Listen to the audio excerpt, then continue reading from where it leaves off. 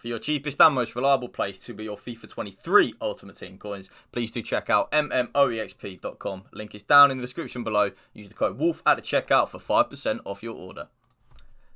Yes then YouTube, we are back, but before we get started guys, if you want to drop a like on today's video for me and hit that subscribe button to my channel, that would mean the world to me. Most of you guys, or ladies, most of you people that watch this video aren't subscribed to my channel, so come on, let's change that. Bottom right, free to do so. We are back with another custom tactics video of arguably the most balanced, perfect, overpowered formation that's been in the last 2 years. And that's a personal favourite of mine, the 4-2-2. And a personal favourite of you guys as well. I always see you guys always using the 4-2-2. And there's a reason for that. The reason for that being, it's a good formation to use, really simple as that. So, how do I set my team up in the 4-2-2? I did drop a 4-2-2 video, I think it was about 2 weeks ago now. And there are a couple of tweaks to that. It's not just going to be the same video or the same tactics, because I just wouldn't upload it if it was the same. So, I've noticed that in the last couple of days, you'll have seen it with my new updated 4-3-2-1 tactics as well.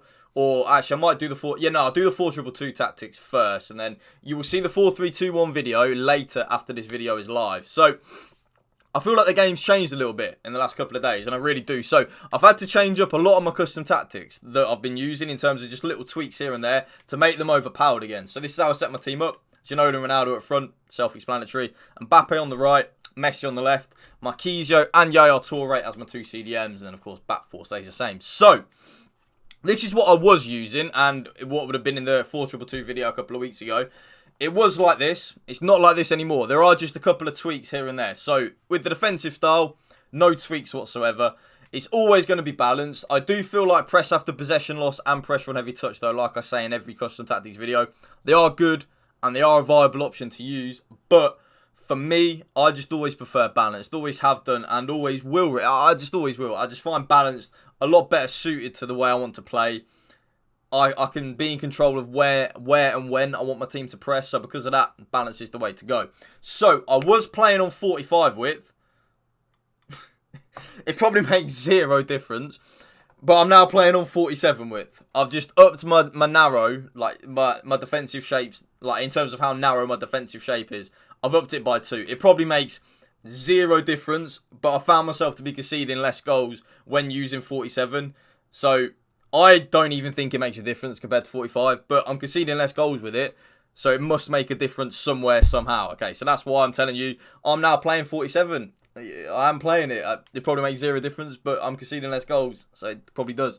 The defensive depth stays the same, but this is the only difference between old gen and new gen YouTube. So on new gen, I use, and by the way, PC is new gen. I know a lot of you guys asked me in the comment section, is PC new gen? Yes, PC is new gen. So on new gen, 72 depth for the automatic offside trap, or if you're on old gen or you do just struggle defensively, 55 on the depth. I always like to be a little more higher than the 50. So if you do struggle defensively, 55.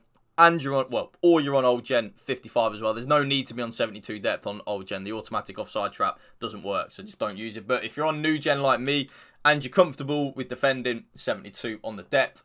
In terms of the offensive build-up play, what am I doing here? In terms of the offensive build-up play, it's never going to be anything other than balance. Let's be real. It is never going to be anything other than balance. It's not. It's just going to be the same. It's the most overpowered.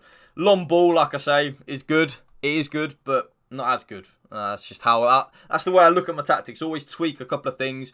Always think, right, well, if I'm normally playing 7 in the box, let's lower it down to 4 or 5 and see what happens and stuff like that. So, but balanced is the way to go. It's the same with direct passing. It's just OP. It really is OP. You don't need it. You don't need to put anything else on other than direct passing. You really don't. But balanced is good. But honestly, like double balanced is good. I find I create more opportunities and my attacking side of my game is more fluid with direct passing. So that's why it's on.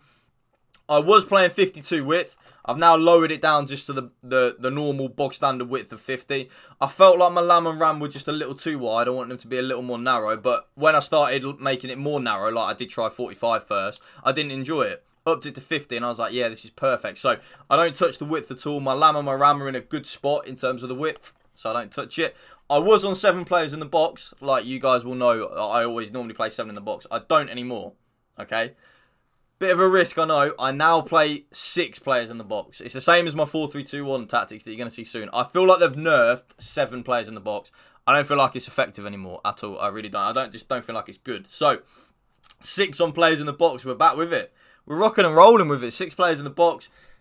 If you're going to take anything from the video, YouTube as well, lower your corners and free kicks down from 3 and 3 to 2 and 2. So they're the tactics. Playing instructions. But by the way, if you want to say hello to my dog, Hugo, there he is. Wait, let me stand up so you can see him. He's a good boy. Yes, you are.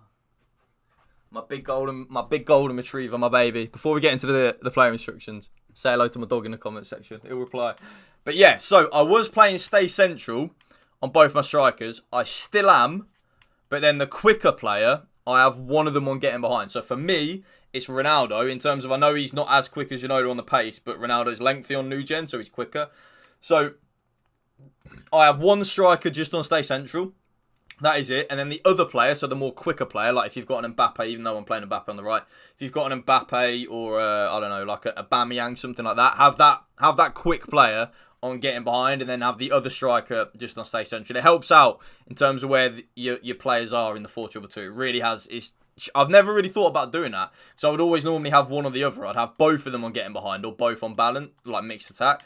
And I kind of was tweaking it and having one on getting behind and the other one on like mixed, it just worked better. It really did just work better. So yeah, that's where we're at with it. I haven't touched my Lamb and my Ram at all. So my Lamb and my Ram are both on getting to the box for cross. That is it. I did experiment having them on free roam and stuff like that. I would argue, I really would argue, having one of them on free roam really does help. So for me, if I was to put one on free roam, obviously it would be my Messi, right? It did help, and it did, but I just don't know if it would help you guys out too much. But give it a try and see what you think. But for me, I play both of them on stick to the position. But again, if you're struggling to create opportunities, put one of them on free roam. Just try it. This is the thing with custom tactics. You can use mine literally play for play if you want, or you can use them as a benchmark in terms of, right, yeah, actually, I don't like what Wolfie's doing here. I'm going to change something else. And let me know in the comment section, because I'm a custom tactics nerd, right? I like to use and abuse them. So the 2 CDMs, they were both on stay back while attacking and cover centre. They're now not. One of them is Yaya Toure, but the other, I now play one of them on balanced, basically just to help out with the attacking side of the game. I was struggling attacking with the 4-2-2, and I was. And then when I made these changes, it's helped me out tenfold. Like, believe you me, I mean 10-10-10-fold. So, yeah, have one of them on balanced and the other on stay back while attacking, the more defensive player.